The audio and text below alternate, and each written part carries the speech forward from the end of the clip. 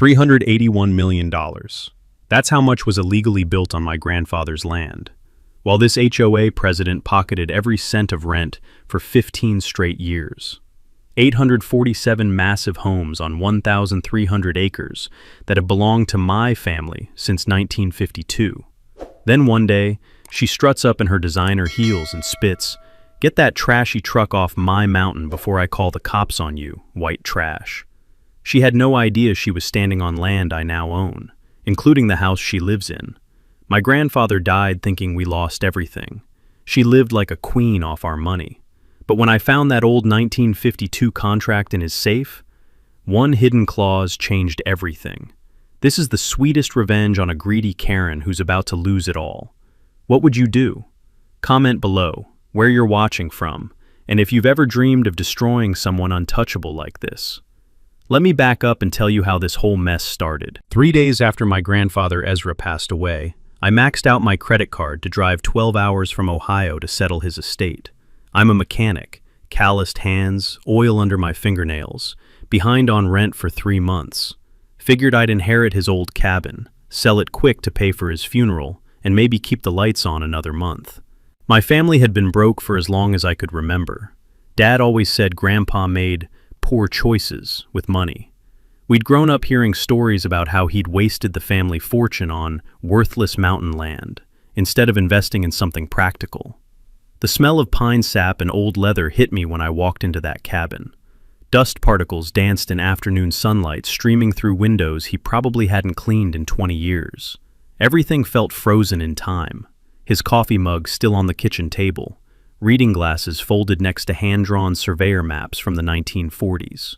See, Grandpa Ezra was the original surveyor for this area, but 1,300 acres of pure Colorado wilderness for $3,200 in 1952, when it was nothing but pine trees and elk trails.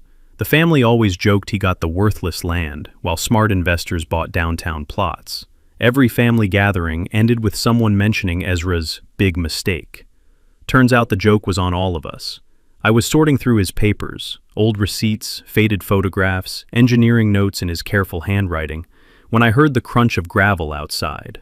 Then came the click, click, click of designer heels marching up my driveway like a metronome of pure entitlement. "Excuse me, sir."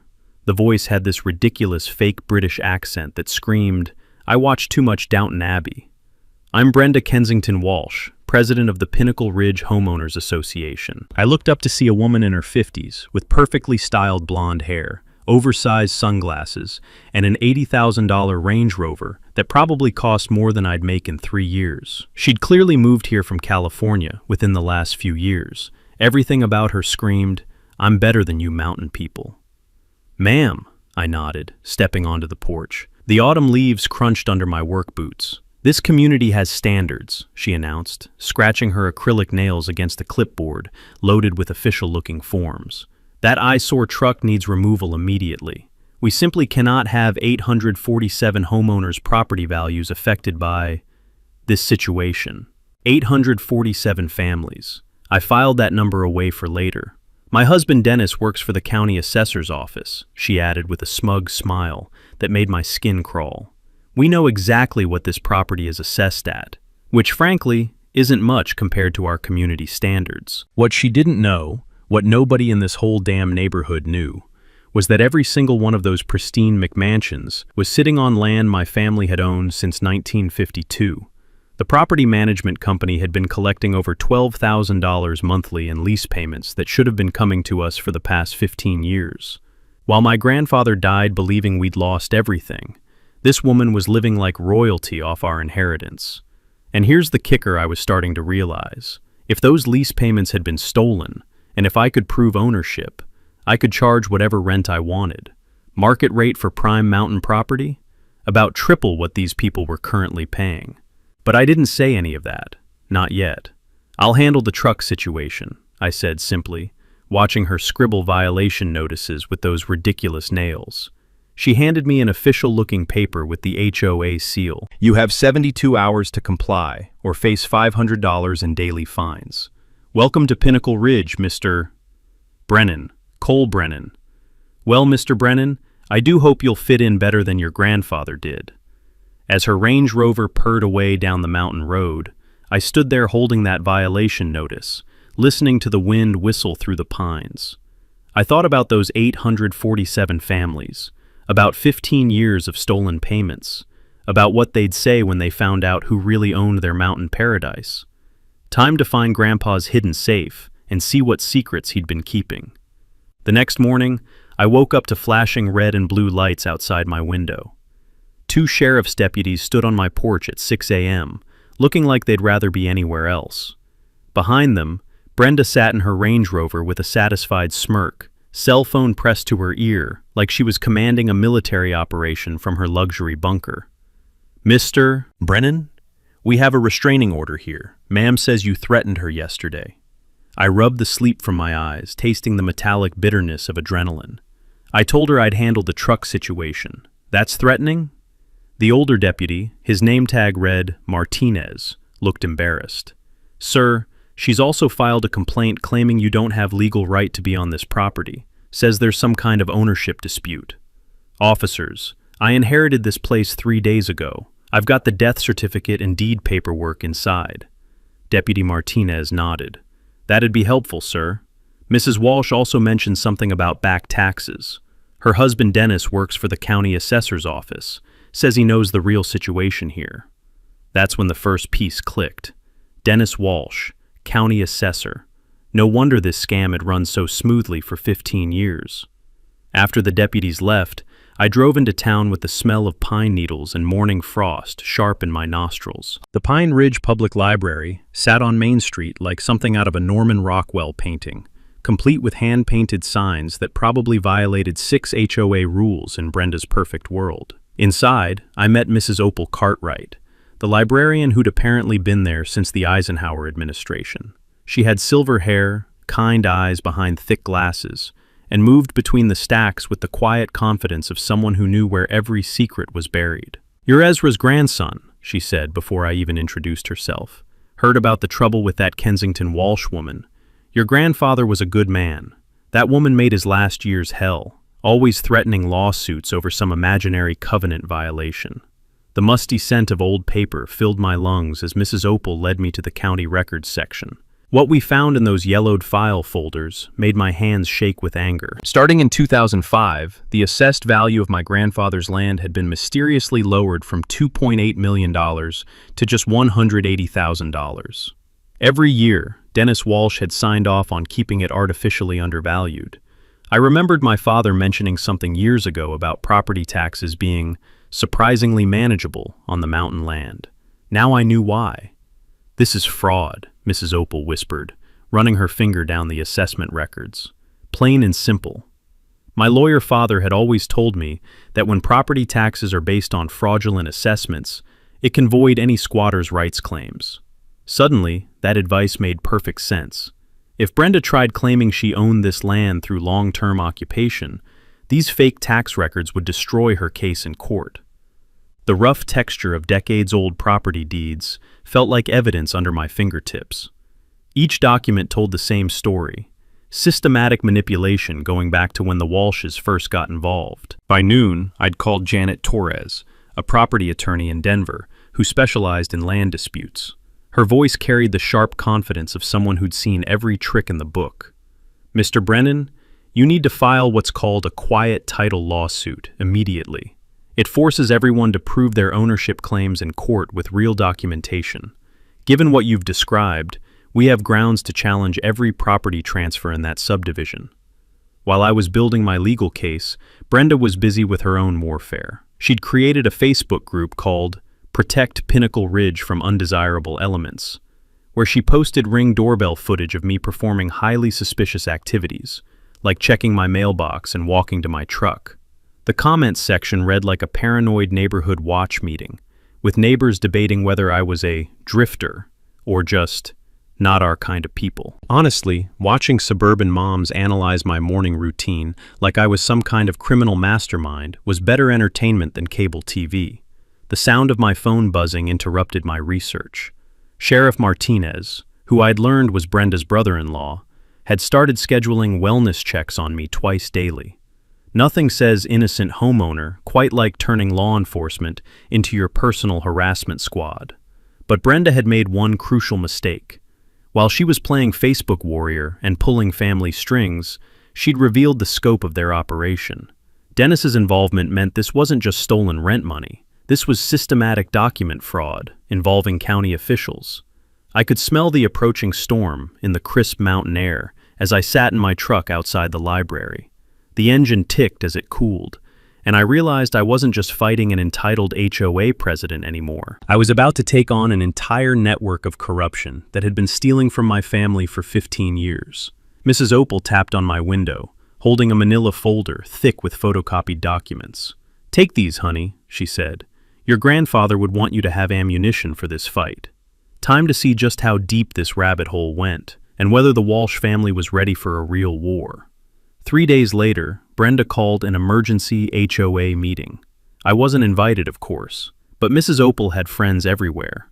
According to her source, Margaret Flynn, a retired teacher who lived 2 streets over, Brenda had worked herself into a complete frenzy trying to rally the neighborhood against me. She kept pacing back and forth like a caged animal, Margaret told me over coffee at the local diner, talking about undesirable elements and protecting our investment. Then she called for an official vote, declaring your cabin a public nuisance. The smell of bacon grease and fresh coffee filled the small restaurant as Margaret described the meeting. Only 12 homeowners had shown up out of 847, but Brenda declared it a mandate from the community anyway. Apparently, basic math wasn't a requirement for HOA leadership. "Here's the real kicker," Margaret continued, lowering her voice. She announced a new monthly security fee, $200 per household, to hire private patrol guards. Said it was necessary because of recent security threats. I nearly choked on my coffee. $200 times 847 homes meant another $169,400 monthly flowing straight into Brenda's bank account, disguised as community safety. At this rate, she'd be charging homeowners for the privilege of breathing mountain air. That afternoon, I decided to take a walk around my property lines with the trail cameras I'd ordered online. Perfectly legal to install on your own land, and given recent events, probably necessary. As I mounted the first camera near the eastern boundary, I heard the rumble of a dump truck approaching through the trees. The sound of diesel exhaust and grinding gears echoed off the mountainside. Dennis Walsh was behind the wheel, backing up to dump a load of construction debris right onto my property. Broken concrete, rusty rebar, and what looked like old roofing materials scattered across the forest floor, with a crash that sent birds fleeing from nearby trees. I stayed hidden behind a cluster of aspens, letting my new camera capture everything. The sound of hydraulic pistons groaned as the truck bed lifted, spilling more trash across the meadow where my grandfather used to watch elk graze. When Dennis finished and drove away, I walked through the mess he'd left behind. The acrid smell of old tar and concrete dust burned my nostrils. This wasn't just illegal dumping. It was a calculated attempt to contaminate my land and justify some kind of environmental cleanup seizure. But I had bigger concerns when I got back to the cabin. Buck Martinez was waiting on my porch. Buck owned the hardware store in town, a weathered man in his 50s with calloused hands and the steady demeanor that comes from decades of honest work. He'd been watching me install security equipment all week, and finally decided to speak up.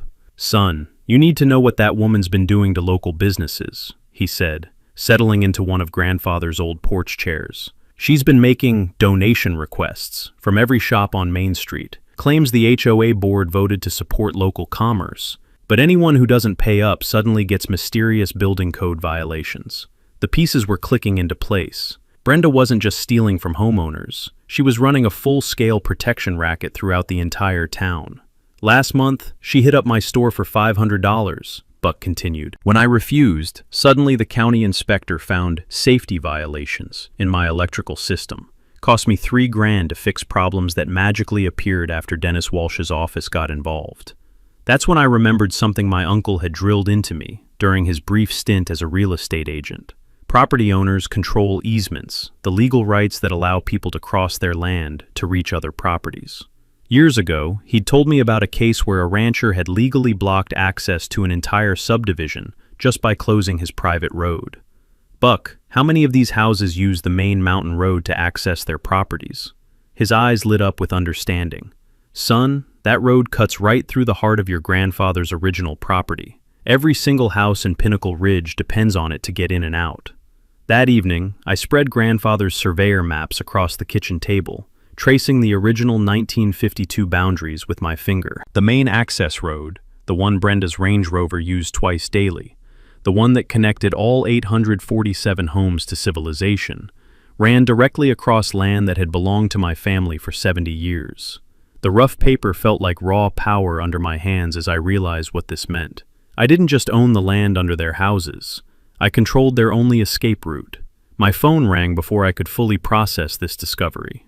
Janet Torres, my attorney, had urgent news. "Cole, Brenda just escalated to federal level. She filed a complaint claiming your property contains protected wetlands, requiring immediate government oversight. If the EPA buys her story, they could seize everything through eminent domain." The taste of rage filled my mouth as I stared out at the pristine mountain meadows my grandfather had protected for decades. Brenda was pulling out every weapon in her arsenal, bringing in federal agencies to steal what local corruption couldn't touch. But she just made her biggest mistake. Because now I knew exactly how to cut off her entire kingdom with one simple legal move. Time to stop playing defense and start choking off her escape routes. The next morning, Brenda made her boldest move yet. She showed up at my door with a manila folder and what looked like expensive legal counsel, a man in a $1,000 suit who introduced himself as Mr. Whitmore from the Denver firm of Whitmore, Sterling and Associates. "Mr. Brennan," Brenda announced, her fake British accent thicker than usual, "we've come to resolve this unfortunate misunderstanding once and for all." The smell of her overpowering perfume, something that probably cost more than my monthly rent, mixed with the crisp mountain air as she handed me a document. "This is the original 1955 land agreement between your grandfather and the previous HOA president, Harold Kensington. It clearly states that Ezra Brennan sold all development rights to the Pinnacle Ridge Community Association in perpetuity." I studied the yellowed paper, noting the official-looking stamps and carefully aged appearance. At first glance, it seemed legitimate, until my mechanic's eye for detail caught something that made my bullshit detector start screaming. "This is interesting," I said slowly. "My grandfather's signature looks remarkably similar to his 1970s handwriting style, not his 1950s penmanship." Whitmore cleared his throat nervously. "Mr. Brennan, document analysis can be tricky for lay people. This agreement has been properly authenticated." "By who? And why does this 1955 document mention zip codes when they weren't invented until 1963? The look that passed between Brenda and her fancy lawyer was worth every penny of his probably outrageous hourly fee. Apparently, Google wasn't part of their forgery research process. That afternoon, I drove the document straight to Janet Torres's office in Denver. She took one look at it and started laughing so hard she nearly spilled coffee on her desk. "Cole, this is the most amateurish forgery I've seen in 20 years of practice. Wrong paper stock for the 1950s, modern ballpoint pen ink, and whoever did this clearly failed basic American history." But Janet's expression grew deadly serious as she continued examining the document. "However, this level of sophistication suggests they've done this before. I'm calling my contact at the FBI White-Collar Crime Unit immediately." Within 48 hours, Special Agent Sarah Kim was sitting in my cabin, reviewing copies of every document Brenda had produced. The sound of her fingers tapping against her laptop keyboard filled the room as she cross-referenced the case with federal databases. "Mr. Brennan, we've been tracking a pattern of real estate fraud across 3 Colorado counties. Your Mrs. Kensington Walsh matches the profile of someone we've been investigating under multiple aliases." The mini twist hit like a sledgehammer to the gut. Multiple aliases? 5 years ago, she was Brenda Simpson in Grand Junction, running an identical scam against elderly landowners. Before that, Brenda Morrison in Durango. Always the same pattern: forge historical documents, manipulate county records, steal lease payments from vulnerable families. Agent Kim pulled out a thick file folder that made my grandfather's record-keeping look amateur. Here's what's interesting about federal mail fraud.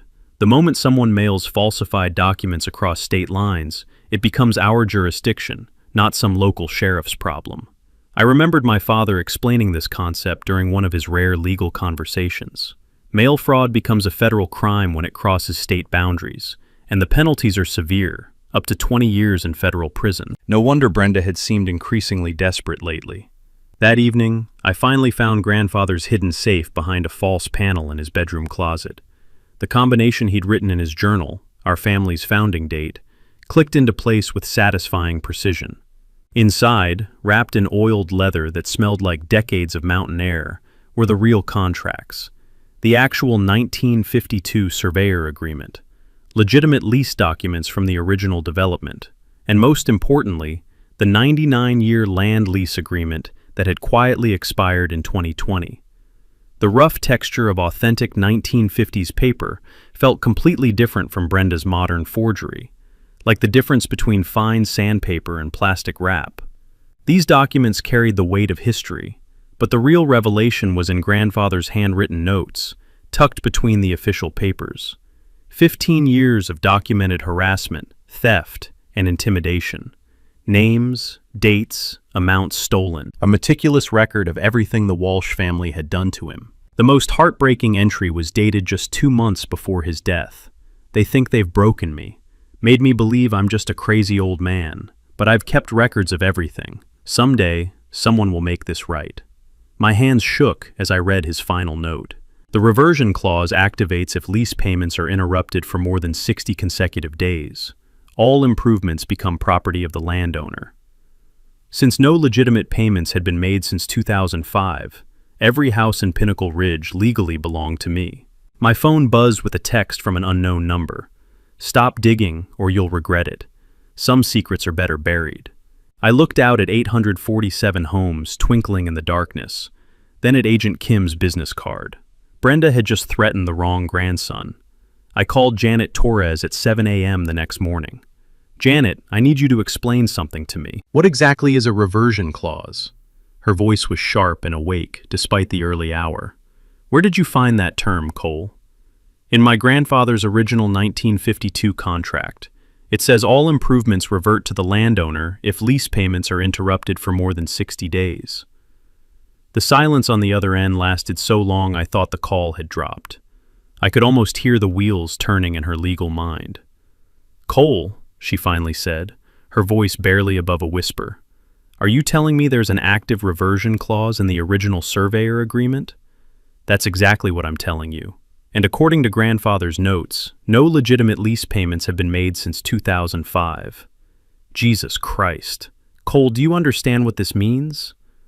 I was starting to, but I needed to hear it from someone who'd spent decades wrestling with property law. Under Colorado revised statutes, when improvements are made on leased land and the lease terms are violated, those improvements can legally revert to the landowner. We're not just talking about the land under their houses, we're talking about the actual houses themselves. The smell of strong coffee filled my kitchen as I processed this bombshell. Outside my window, I could see the subdivision spread across the mountainside like an expensive carpet of stolen dreams. 847 homes, with an average value of $450,000 each. The math was absolutely staggering. $381 million in real estate that legally belonged to me. So you're saying I literally own their houses? I'm saying that according to Colorado law, when a property lease is systematically violated for years, all improvements constructed during that time become the property of the landowner. Your grandfather's contract specifically includes this nuclear provision. I walked out onto the porch, listening to the morning symphony of suburban life. Coffee makers gurgling to life, garage doors groaning open, Range Rovers purring as they started up for the morning commute to Denver. All of it happening on property that belonged to my family. Honestly, the irony was delicious. Brenda had spent months threatening me with fines and eviction, while literally squatting on land I owned, including her own precious McMansion. Janet, what would happen if I actually enforced this clause? Theoretically, you could evict every single family in that subdivision, immediately, without compensation. It would be the largest residential seizure in Colorado history, the nuclear option.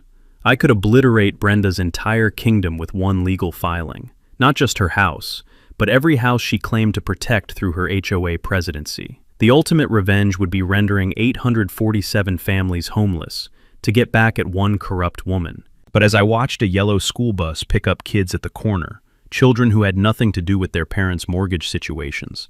I realized that wasn't the man my grandfather had raised me to be. "There's another approach," Janet continued, apparently reading the hesitation in my silence.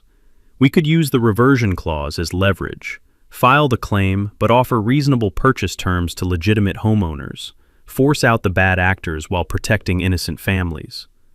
The dusty scent of grandfather's old property books seemed to drift from inside the cabin as she explained precedent cases. Some property owners had used similar clauses to become overnight millionaires. Others had leveraged them to create fair, long-term community solutions. What about Brenda, specifically? She's been living in that house since 2018, long after the lease violations began. Under the reversion clause, she has zero legal claim to the property. We could have her evicted within 30 days and seize everything she's built her fake empire on. I sat in grandfather's weathered rocking chair, feeling the weight of absolute power. The choice between maximum revenge and maximum justice was literally in my hands. But something about the timeline still bothered me. "Janet, if this reversion clause has been active since 2005, why didn't my grandfather use it?" Intimidation, most likely. Elderly landowners often get overwhelmed by legal complexity, especially when facing organized opposition. He probably died never knowing the full extent of his rights. That's when I understood what had to happen next. This nuclear option was about to reshape everything. The next morning, I filed the paperwork that would change everything. Janet Torres walked the quiet title action through Denver District Court, while I sat in my truck outside the courthouse, watching normal people live normal lives that were about to get very complicated. The legal document claimed ownership of all improvements on my 1,300 acres, giving every resident 30 days to prove their right to remain. Within hours, my phone started ringing nonstop. "Mr. Brennan, this is Patricia Sterling from Channel 7 News. We understand you filed a massive property claim against the Pinnacle Ridge subdivision. Would you like to comment?" I declined the interview, but the cat was out of the bag. By evening, news vans were parked along the mountain road, and my quiet inheritance had become the lead story on Denver's evening news. The smell of diesel exhaust mixed with pine needles as reporters set up their equipment. I watched from my cabin window, knowing this media attention was exactly what I needed for the next phase of my plan. That evening, I started making house calls. Not to Brenda's allies, they could sweat for a while. Instead, I visited the families who'd been victimized by her schemes. Margaret Flynn was first on my list. "Cole, honey, come in," she said, ushering me into her cozy living room that smelled like homemade cookies and lavender. "I heard about the legal filing. The whole neighborhood's in an uproar." "Margaret, I want you to know something. This isn't about hurting innocent people. I'm offering legitimate purchase options to families like yours. Fair market value for your lot with 10-year payment plans at low interest." The relief in her eyes was immediate. "You mean we can stay?" "Not only can you stay, but you'll finally own your land free and clear. No more HOA fees, no more Brenda's fake security charges, no more Dennis manipulating your property taxes." I spent the weekend visiting 43 families, explaining the same offer. The sound of grateful tears and relieved laughter followed me from house to house. These people had been living under Brenda's thumb for years, paying illegal fees and enduring constant harassment. Meanwhile, I was installing more than just security cameras around the property. Buck Martinez had introduced me to his nephew, Tony, a former Army communications specialist who now ran a private security company. The whir of drill motors filled the mountain air as we mounted high-definition cameras at every access point to the subdivision. "These aren't just recording devices," Tony explained, adjusting a camera near the main gate. "They're streaming live to a secure server with facial recognition software. Anyone who enters or leaves this property gets logged automatically." But the real trap was more subtle than surveillance equipment. I'd learned something important during my research: one-party consent recording laws in Colorado. As long as one person in a conversation knows it's being recorded, it's completely legal. I started carrying a small digital recorder everywhere, capturing every interaction with Brenda and her allies. The rough plastic casing felt like insurance in my pocket. Sarah Sterling, the local newspaper editor I'd met through Mrs. Opal, had become an invaluable ally. She'd been investigating Brenda's schemes for months, collecting testimonies from local businesses that had been extorted. "Cole, I've got statements from 12 business owners, she told me over coffee at the local diner. Hardware stores, restaurants, even the post office. Brenda's been running protection rackets throughout the entire county. The aroma of fresh coffee mixed with the excitement in Sarah's voice as she laid out her investigation files. This wasn't just about my family's stolen land anymore. We were documenting a criminal enterprise that had been bleeding this community dry for years. "What's your publication timeline?" I asked. "I'm holding the story until you're ready. When you spring whatever trap you're building, I want to be there with cameras rolling." Here's something most people don't know about property ownership research. Every document is public record, available to anyone willing to spend time at the county clerk's office. I spent entire afternoons teaching concerned homeowners how to trace their own property histories, showing them how Dennis Walsh had manipulated their assessments. "Look at this," I explained to Robert Kim, a software engineer who lived 3 streets over. "Your house was assessed at $320,000 in 2019, but Dennis lowered it to $180,000 the next year. That's not market fluctuation. That's systematic fraud designed to reduce county tax revenue. The technique is simple. Request property assessment records by address, compare year-over-year values, and look for dramatic decreases that don't match market trends. When you find patterns of manipulation, you've got evidence of corruption." But my favorite part of the plan was the bait I'd been dangling. Through Margaret Flynn, I'd started spreading rumors that I was desperate for a quick settlement and overwhelmed by the legal complexity. I even had her mention that I was considering selling everything to a Denver developer who'd tear down the subdivision and build condos. The texture of grandfather's old fishing line felt familiar in my hands as I set this particular hook. Within days, Brenda started making calls to schedule a private negotiation to resolve our unfortunate misunderstanding. She thought she was about to prey on another overwhelmed family member. Instead, she was walking into the most comprehensive legal trap I could design. All I needed now was the perfect venue for her final performance, with witnesses, media, and law enforcement present to watch her empire crumble in real time. The community center would work perfectly. Brenda took the bait faster than I expected. 3 days after word spread about my desperation, she showed up at my door with a completely different energy. Gone was the imperious HOA president with her clipboard of violations. This woman looked like she hadn't slept in weeks, her usually perfect makeup slightly smudged around the edges. "Mr. Brennan, I believe we got off on the wrong foot," she said, her fake British accent wavering like a bad radio signal. "Perhaps we could discuss a mutually beneficial arrangement." I invited her onto the porch, making sure my hidden recorder was running. The morning air carried the scent of pine sap and her increasingly desperate perfume, something that probably cost more per ounce than my monthly groceries. "What did you have in mind?" "Well, I've spoken with some investors in Denver. They're prepared to offer you $500,000 for a quick resolution to this unfortunate legal confusion." $500,000 for property worth $381 million. The audacity was breathtaking, even for Brenda. "That's generous," I said carefully, "but I'll need time to consider all my options." Her relief was almost pathetic to witness. Of course. Just remember, legal battles can be expensive and unpredictable. Sometimes it's better to take a sure thing. After she left, I immediately called Agent Sarah Kim to report the attempted bribery. But Brenda's desperation was just getting started. That night, I was jolted awake by the sound of splintering wood and diesel engines. Through my security cameras, I watched a crew of 3 men with jackhammers attempting to damage my cabin's foundation, trying to make it look like a legitimate utility emergency at 2 a.m. The sound of breaking concrete echoed through the valley as they worked to undermine my home's structural integrity. But here's the mini twist that made everything perfect. One of the workers answered his cell phone during the covert operation. "Yeah, Mrs. Walsh, we're working on it now." His voice carried clearly through the mountain air. "Should look like a gas line leak caused the damage. Insurance will cover the demolition, and then you can claim the whole property's uninhabitable. Insurance fraud, attempted destruction of property, and criminal conspiracy, all captured in high-definition video with timestamps and GPS coordinates. But when I tried to call 911, I discovered Brenda's most dangerous escalation yet. My phone had no service, neither did my landline. Someone had cut the communication cables running to my property, isolating me completely from outside help, while the accident was being staged. For the first time since this whole thing started, I felt genuinely afraid. Brenda wasn't just playing legal games anymore. She was willing to physically harm me to protect her empire.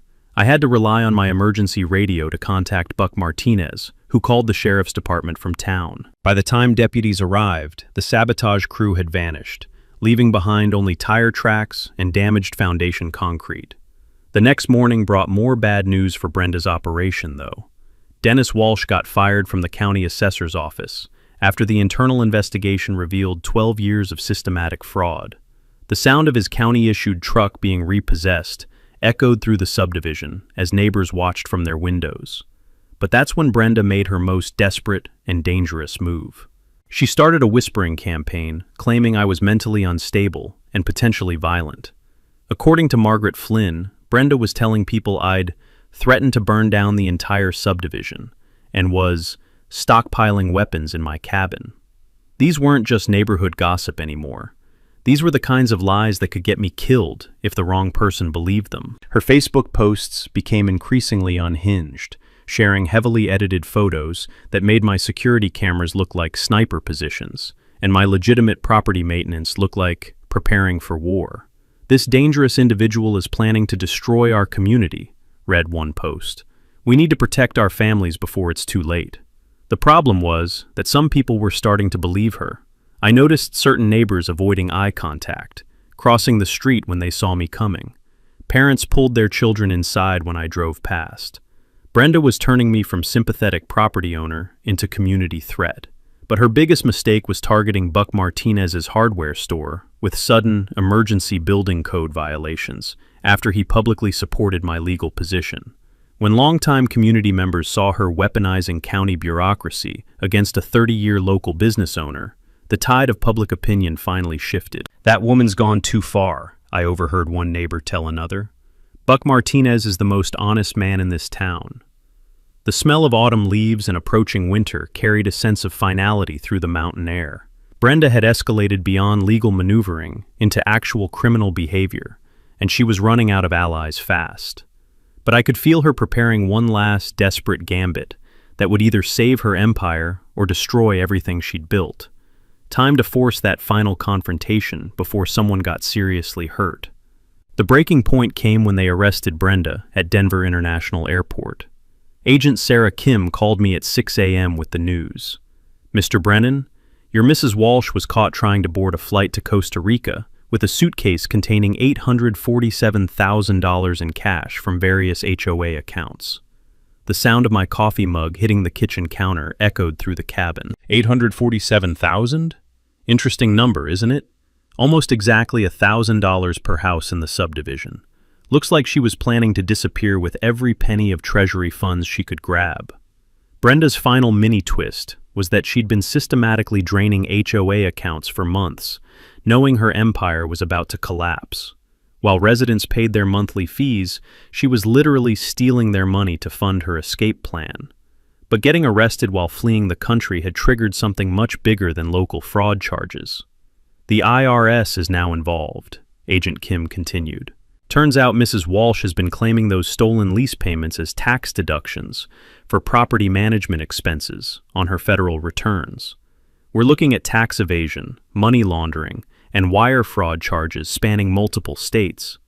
By noon, news vans were lined up along the mountain road like metallic vultures. The story of an HOA president stealing millions and getting caught fleeing to Costa Rica was cable news gold. But the real drama was happening inside the subdivision itself. With Brenda in federal custody, her remaining allies began turning on each other faster than reality TV contestants.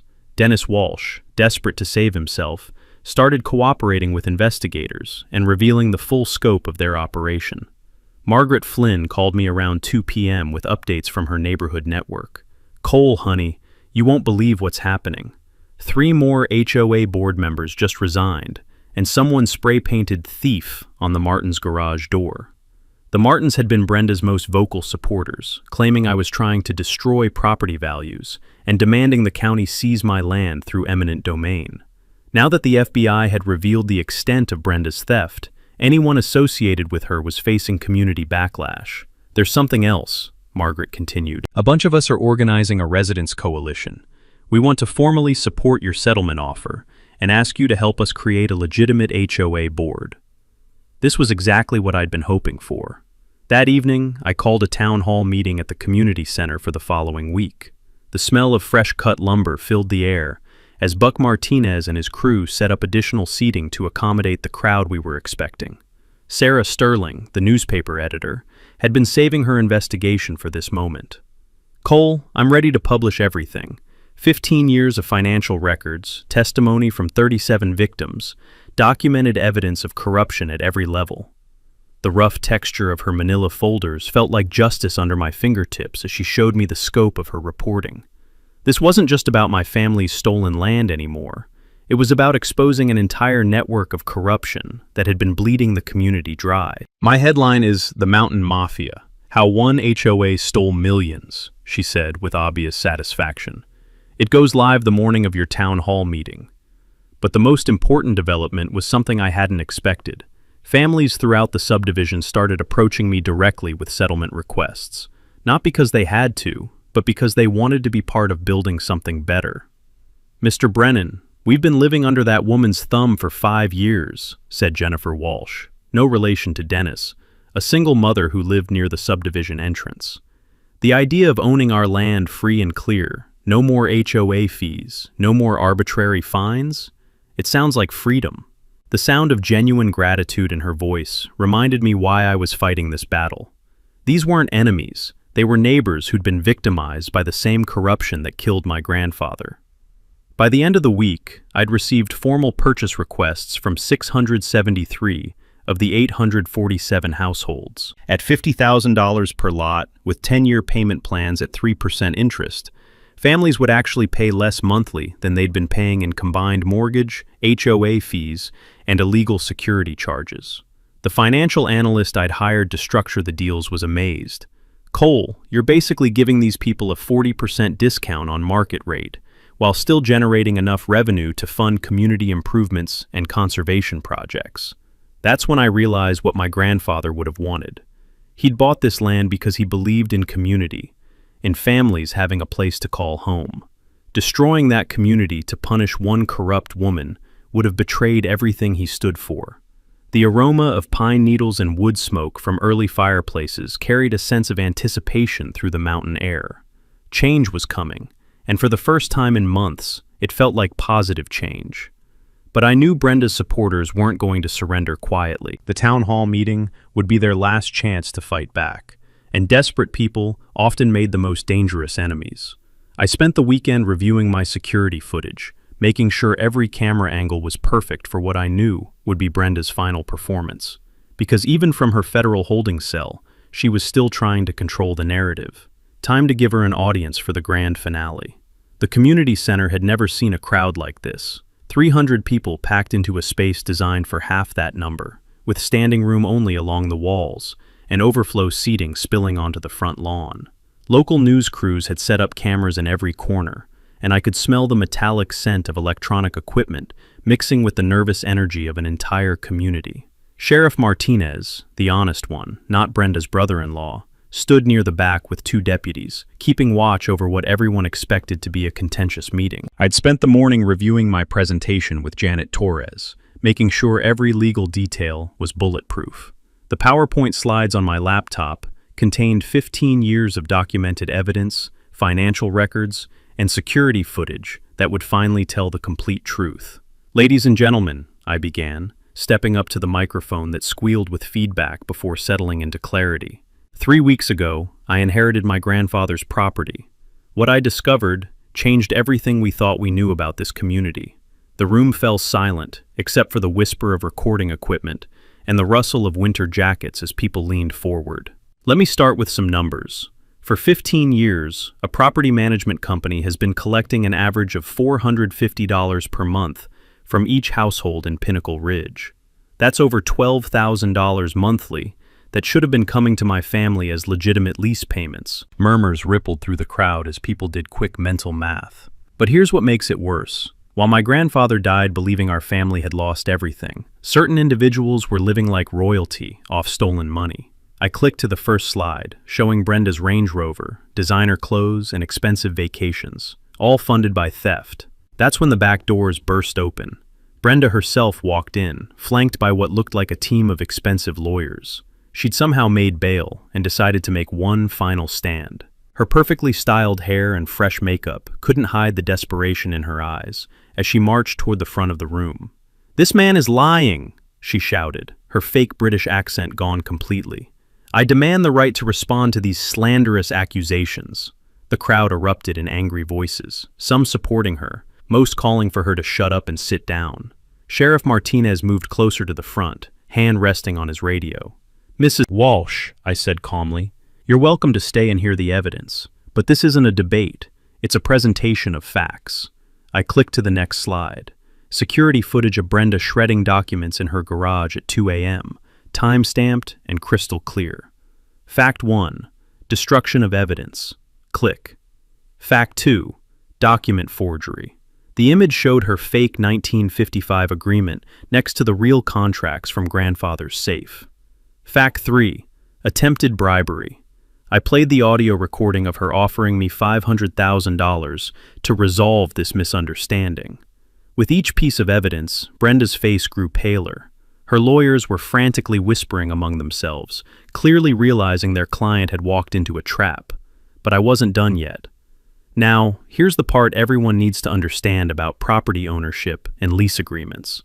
I clicked to a slide showing the 1952 reversion clause. When lease payments are systematically stolen for years, Colorado law allows the property owner to reclaim all improvements. The room went dead silent as people processed what this meant. Every house in this subdivision was built on land belonging to my family. Since no legitimate lease payments have been made since 2005, I legally own every building, every driveway, every fence post in Pinnacle Ridge. Someone in the back shouted, "You can't just steal our homes." "You're absolutely right," I replied, "which is why I'm not going to. Instead, I'm offering every family the chance to purchase their lot at fair market value, $50,000 with 10-year payment plans at 3% interest. Relief swept through the room like a physical wave. But first, let me announce the immediate changes to your lease agreements. Effective today, monthly payments increase from $450 to $1,350 per household. The crowd erupted in outrage until I raised my hand for silence. That's market rate for prime mountain real estate. However, any family that signs a purchase agreement within 30 days will pay the reduced rate of $850 monthly until they complete their purchase. Now the math was working in everyone's favor. Most families would actually pay less than they'd been paying in combined mortgage, HOA fees, and Brenda's illegal charges. But Brenda wasn't finished. She stood up, shaking with rage, and screamed, "This is extortion. I built this community. I protected these property values. This man is destroying everything." That's when Agent Sarah Kim stepped forward from the crowd. "Mrs. Kensington Walsh, you're under arrest for federal wire fraud, money laundering, and tax evasion." The click of handcuffs echoed through the suddenly silent room. "You can't arrest me. I'm a pillar of this community. I know people in Denver. My lawyer will have your badge." Her meltdown was spectacular and heartbreaking at the same time. This woman, who'd terrorized an entire community for years, was reduced to screaming threats while being led away in handcuffs. The applause started slowly, with Margaret Flynn clapping from the front row. Then Buck Martinez joined in, followed by Jennifer Walsh and her neighbors. Within seconds, the entire room was on its feet, cheering as Brenda was escorted outside. Through the windows, we could see news cameras capturing every moment as she was placed in the back of an FBI vehicle. "Ladies and gentlemen," I said as the applause died down, "this was never about revenge. It was about justice and building a real community where families can afford to live and thrive." Sarah Sterling stepped up to the microphone next. "The Mountain Chronicle will be publishing the complete investigation tomorrow, documenting 15 years of fraud and corruption. But today marks the beginning of something better." As people filed out of the community center, shaking hands and making plans for their new future, I felt something I hadn't experienced since grandfather died: peace. 6 months later, Pinnacle Ridge looked like a completely different place. The artificial perfection of Brenda's HOA dictatorship had been replaced by something more genuine: families working together to build the community they actually wanted to live in. The sound of children playing in yards without fear of violation notices filled the mountain air, mixed with the aroma of backyard barbecues and genuine neighborhood conversations. Brenda received an 18-month federal sentence and was ordered to pay $2.3 million in restitution. The judge called her crimes a systematic betrayal of community trust that destroyed lives and families. Dennis got 6 months and permanent banishment from any government position. But their punishment wasn't the most satisfying part of this story. 847 families had successfully signed purchase agreements for their lots. The Democratic HOA board they elected reduced fees by 60%, while actually improving services. Turns out you can accomplish a lot when you're not funding someone's Range Rover payments. I used the settlement money to establish the Ezra Brennan Memorial Scholarship, providing college funding for local high school students who demonstrate community service. 23 kids received awards this year, including Jennifer Walsh's daughter, who's studying environmental engineering. The conservation project exceeded my wildest expectations. 400 acres of pristine mountain wilderness became a permanent nature preserve, complete with hiking trails, wildlife observation areas, and educational programs for visiting school groups. The smell of untouched forest and the sound of elk returning to their ancestral grazing grounds would have made grandfather proud. My own life changed in ways I never expected. Sarah Sterling and I started dating after she insisted I couldn't fix her car because of journalistic integrity conflicts. Her investigation won a state press award and led to corruption investigations in 3 other Colorado counties. I opened Brennan's Honest Auto Repair in town, with Buck Martinez as my landlord and biggest supporter. Word spread quickly that you could trust me not to invent problems or overcharge for simple fixes. Apparently, basic honesty was revolutionary in the auto repair business. The annual Pinnacle Ridge Freedom Day became our biggest community celebration, marking the end of HOA corruption and the beginning of genuine self-governance. This year's festival featured live music, local food vendors, and a dunking booth where people could pay to dunk actors dressed like corrupt HOA presidents. Even the kids loved the symbolism. The sound of laughter echoed across the mountain meadows as families enjoyed their first summer of actual freedom. Property values increased 15% once word spread about our reasonable fees and honest governance. Turns out people want to live in communities that aren't run by criminals. I kept one reminder of the whole ordeal: grandfather's original 1952 Surveyor compass, displayed on my kitchen table next to his final journal entry. "Someday, someone will make this right," he'd written. Every morning, I read those words and remembered that justice sometimes takes decades, but it's always worth the fight. 3 weeks ago, I received an email that made my blood run cold. A family in Texas facing an identical HOA fraud scheme, complete with stolen lease payments and forged documents. The pattern was unmistakable. Another Brenda, operating in another community, destroying another group of families.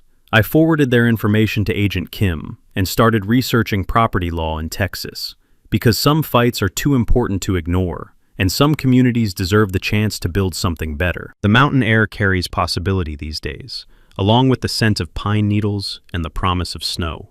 Change is coming to more places than just Pinnacle Ridge, and corrupt HOAs everywhere should be very, very worried. Thanks for hanging out with us on HOA Stories, where the HOA Karens meet their match. If this story had you cheering or cringing, go ahead and like the video, drop a comment with your reaction, and hit subscribe so you're ready for the next wild HOA tale.